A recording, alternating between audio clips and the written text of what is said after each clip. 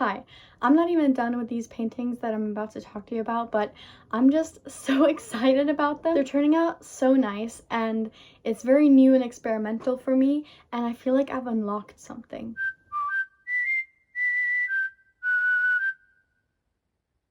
Okay, so this painting project is a diptych. So it's two separate paintings that when you put them together, tell the same story. They're two sides of the same coin. The reason why is because I had two small canvases lying around, and when I was going through my art books in this video I made all about my art books, I found this book that I had no idea I owned with a really cool spread of these two sculptures. And I decided I wanted to paint them. I drew in my sketchbook this idea of one of the characters being on one of the canvases and the other on the other one, and then I would fill the middle with something that they were kind of framing. I've long had this idea now of creating a painting where there's a figure and an abstract background using patterns in rocks, because I like to collect rocks and I think rocks are really cool. Flint is my favorite. And recently I was out in a field collecting flint, and I picked these three as inspiration for this painting. So yeah, I thought this painting was the perfect opportunity to do that, taking inspiration from rocks since I wanted to fill the middle with something, and I thought it might as well be abstract. And I don't paint much abstract, but I've been really experimental lately. Oh, the window's open, by the way. Sorry if that's annoying. Before, I very much limited myself to oil paint because I like to paint portraits and people, and I found that oil paint was the best for that. But kind of recently, I started painting with acrylics. It spawned from the fact that I wanted to get back into painting, but I didn't want to make a painting. Like, I just wanted to do it for fun. So I made a series of acrylic paintings that were not super figurative and not super detailed, kind of more loose and messy, I guess, or more abstract, more expressionist in a way, which I found to be very liberating. So ever since that, I've tried to combine my love for painting detailed figures in oil paint and painting whatever that is, the more weird, experimental, colorful in acrylics. I have 3 paintings going right now, not including this one, that kind of use this idea of acrylic, flat, colorful, and textured background with a 3-dimensional, more rendered figure on top. So now you're caught up to this painting. It's experimental, has an acrylic background that's colorful, textured, and abstract, and then I'm painting these figures in oil paint. And I'm so excited about it.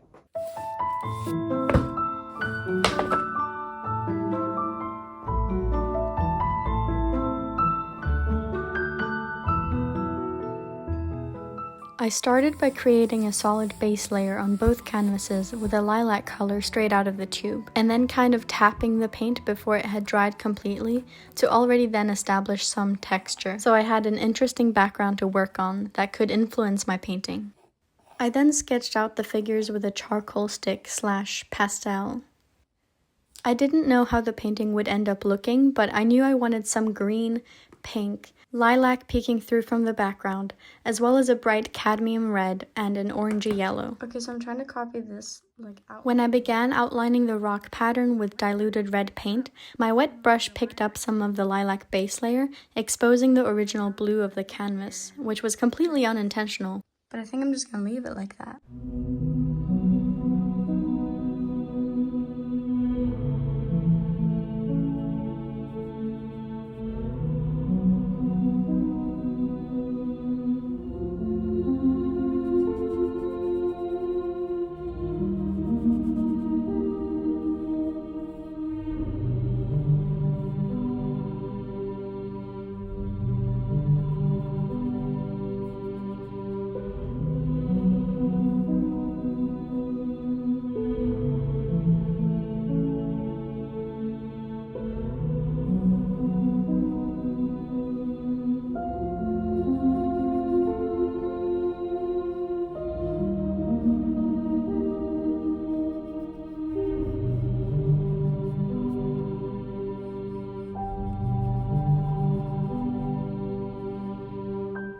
I felt like the background on one of the canvases had more going on than the other, so I added some blue to the other one by wetting the brush and splattering the paint onto the canvas.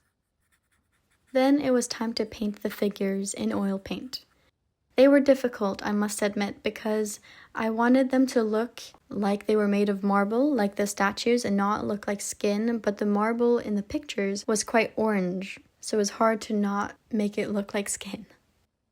Actually, upon reflection, for clarification, I don't want them to look like marble per se, like I didn't add any marble texture to the figures. I just don't want them to look like flesh. That's the thing.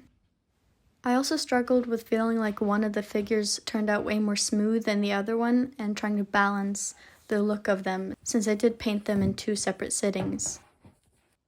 But I think I figured it out in the end.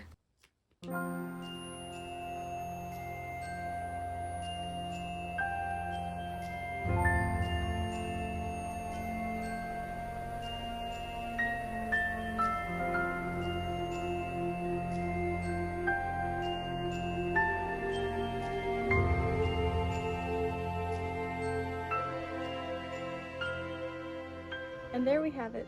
I have now deemed them complete. Let me show you where you can see signs of the rocks in the painting. The main rock that you can obviously see influence from is this one. This shape here is the red bit here. Then this one, I took this area here with the 3 little blobs and put them here. And then lastly, these little kind of yellow white veins, sort of lines snaking around the piece, is taken from this rock's yellow and white lines and signs of wear and like scratches. So now you know. It's such a beautiful day today.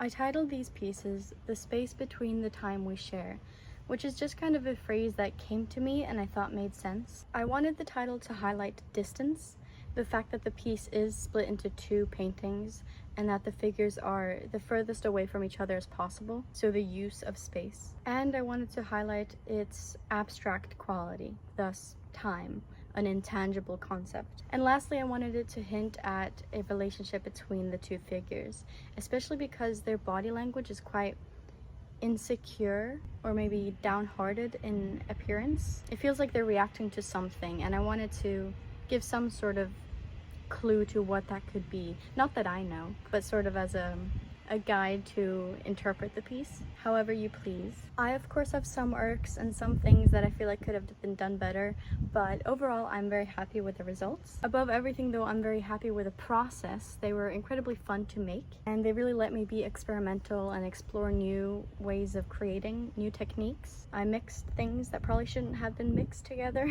and now I hope that you like them. Thank you so much for following along in this creative endeavor of mine, and I'll see you very soon again with more art. Bye bye.